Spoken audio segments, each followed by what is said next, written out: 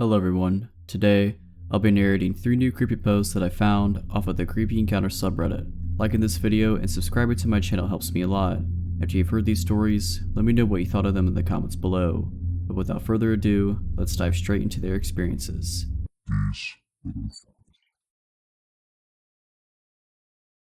When I was 16, I used to attend English classes that were for people of all ages, so I was used to having colleagues older than me that also wanted to improve their language skills. I was really close to another girl my age back then, Jasmine. She was much more popular than me, so she would always introduce me to new people. One day I noticed this guy in her group. He was 32 and very talkative, always smiling. For some reason though, he made me feel uncomfortable from the get-go. I think it's because he would stare at me for no apparent reason. While everyone was talking as a group, he seemed to address me specifically every time, but I didn't give it much thought. As the days passed, he started waiting around before my classroom door and started conversations about my friendship with Jasmine, my high school, my family, etc. I thought it was weird that he was so interested, given that he was much older, but I felt guilty for feeling bad, like he was just being nice and I was being mean to think he was weird. I should have listened to my instinct. Instead, I forced myself to answer, to make small talk. He told me how close he was with Jasmine and that made me feel a bit safer. When I asked her about him though, she said she didn't know him that well, but that he seemed nice enough. One day I got a call from a number I didn't recognize.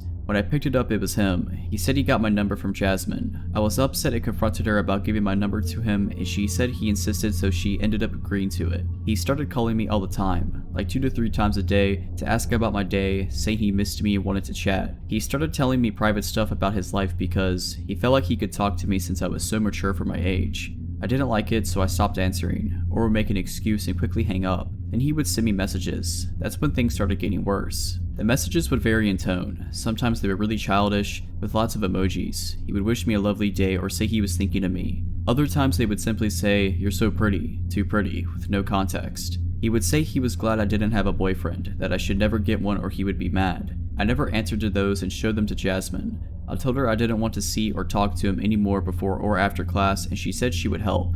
I started going to class late so I wouldn't meet him in the corridors. I leave class immediately after the end, but I saw him watching me. I could feel he knew what I was doing but actually sort of enjoyed it. I felt like it was a game to him, making me feel uncomfortable. He stopped talking to Jasmine and everyone else, but continued to message me saying, "I miss you," or "Why are you so busy?" I blocked his number. I thought that would be the end of it, and started relaxing a bit, but one day I was talking to another girl outside the school and he showed up, with a big smile and said that it's been too long, and why I wasn't answering his messages. He acted like he was worried about me, that I was studying too much, etc.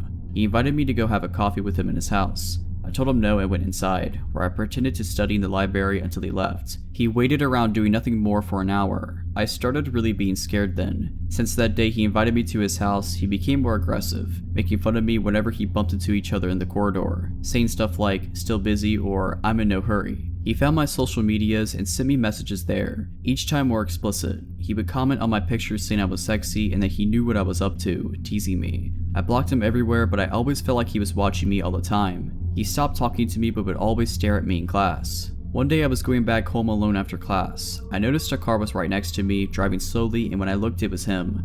He talked to me through the window and invited me in, said he would give me a ride home. It was a residential street, not many people around. I said no and continued walking. He kept insisting and saying he knew where I lived, he could drop me there. I started walking fast then, stopped interacting with him at all. I just wanted to get to the main road so there would be more people around. He got angry then, said, "Get in a voice I almost didn't recognize.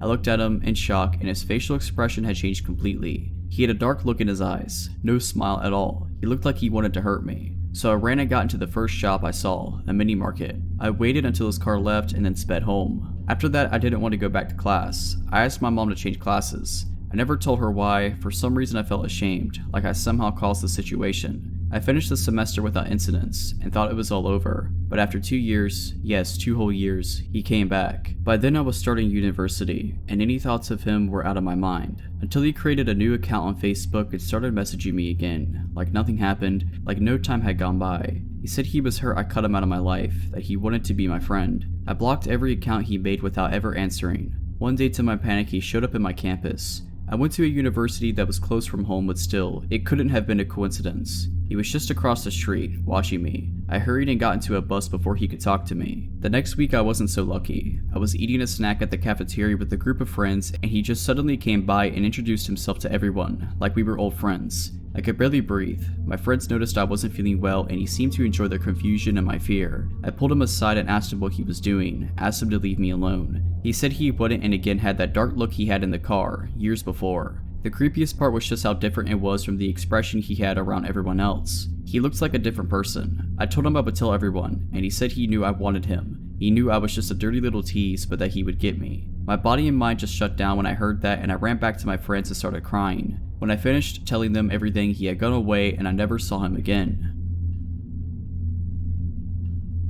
When I was 16, what feels like eons ago, I started going to high school that had a public library in it. Upon entering the front doors of the school, there was a wide hallway with the entrance to the library being a straight walk from the school entrance. So it wasn't like outsiders had to walk through the halls to get to it, but it really bothered me that anyone with a library card could be in our school at any given moment that it was open, even if they were only supposed to check out books or use a computer. Having said that, I rarely saw adults that weren't school employees in the library during school hours. My family didn't always have the electricity on, much less the internet, so I would often stay after school to do my homework in the library where I could use the computers. The librarian's desk was in the middle of the library and there were maybe 24 computers off to one side, in 4 or 5 rows. Other than that, there were a few small rooms where the book club would meet or someone could study privately, which were locked up when not in use. One afternoon I had a research essay to do. I think it was about Homer's Odyssey, so I had asked my dad to pick me up 2 hours after school ended. I went to the library immediately after my last class and chose a computer close to the librarian's desk. Blissfully, only the librarian and I were in the room. I was really pleased to be able to work quietly, and started plugging it away at my assignment. 30 minutes into writing, I heard the doors of the library open. I didn't look up, but I could hear a man speaking boisterously to the librarian, with her responding in a very chummy way. They were talking like they knew each other very well. After a few minutes of chatting, the librarian excused herself. I can't remember if I heard her say why, but she bustled out of the room and did not return before I left, more than an hour later, which hadn't happened before. I can't say for sure, but I'm almost positive that she was supposed to not leave the library unattended while it was open. They actually closed it when she took lunch sometimes because I'd seen the "back in X minutes" sign on the door previously. Almost as soon as the librarian left, this adult man decided to use a computer. Being that we were the only 2 people using computers, you would think he sat nowhere near me, right? He sat 1 chair away from my right. I could see from the corner of my eye that he was a very large man in every sense of the word, but otherwise, he looked like your average guy with generic black frame glasses. After the first peripheral glance, I tried to avoid looking over at this guy. I also told myself that the librarian knew him, so he's probably okay. Just subdue checking his email. Nothing to be paranoid about. As I'm continuing to research for my essay and make notes, I start hearing this guy giggle in between clicking the mouse. At first quietly, but he starts chuckling within a minute. I didn't want to, but I felt my whole head turn to look at this guy's computer. His monitor was showing what appeared to be a photo covered by colorful jigsaw puzzle pieces. As the guy clicked on the puzzle piece outlines, they disappeared, revealing the picture underneath. When I first looked at it, the picture was completely visible except for 2 pieces. The image was a naked man posing with his arms over his head. The creep looked over at me, still chuckling. I had the feeling he was canvassing for my reaction, which was unmasked disgust. I logged off and moved to a different computer, which I thought sent the message that he may be uncomfortable. I logged into my new computer, and as soon as I started typing, the guy got up, walked over, and sat down next to me. I promptly stood up, kicking over my chair, unplugged the computer. I wanted to log out really fast, and ran out. My dad wasn't going to be there for another 30 minutes, at least, so I waited in the bathroom. Whenever it was about time for me to get picked up, I walked toward the front doors to leave the school, and I decided to peek in the library. The creep was sitting at the computer still, but his body was turned to face the doors and he was looking straight at me, with a big grin on his face. I dropped out of school that year, and this honestly played a part in that decision. I felt so vulnerable, and looking back I think that librarian might have been secretly creeped out by this guy and was playing nice in front of him. She might have made a lame excuse to leave the room so that she didn't have to entertain him, which I would understand if she wasn't leaving him alone with an underage student. I didn't trust the school to take it seriously, especially the librarian, so I didn't tell anyone. I just hope that guy isn't prowling around the high school still.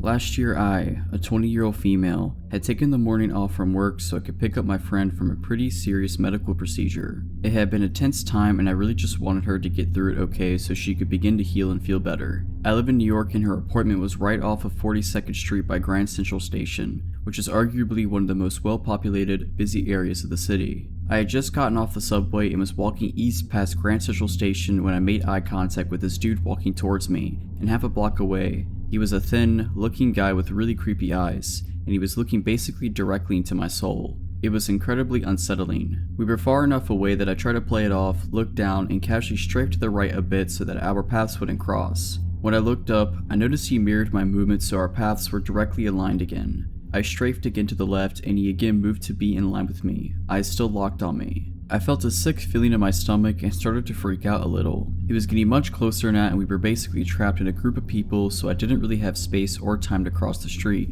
I also didn't want to turn around and go the opposite way because then my back would be towards him. I took my headphones out and kind of slowed down, but he was absolutely still coming for me. When he inevitably got close enough to me that we were within arm's reach of each other, I guess my fight or flight took over and I grabbed him by the shoulders and shoved him aside, sidestepping him. He was full on attempting to collide with me. The group of people around us barely reacted, which is crazy to me. I thought I dodged a bullet, except after shoving him out the way, he began screaming at me. I yelled back at him, "What were you doing? Get out of here, you're creepy, keep moving," and other random phrases that just felt right in the moment. Deep down I think I was just hoping if I made a scene someone would step in to help, but nobody did, and then I noticed that he'd stopped walking and had fully turned his body around to face me again, and then began to walk toward me again. He was yelling at me this time, calling me disgusting, crude names, telling me he was going to smack me and teach me a lesson, etc. I absolutely panicked and began jogging away, only to look back and realizing that he was now jogging after me, still threatening me and screaming at me. He was getting closer and all I could think was find a cop.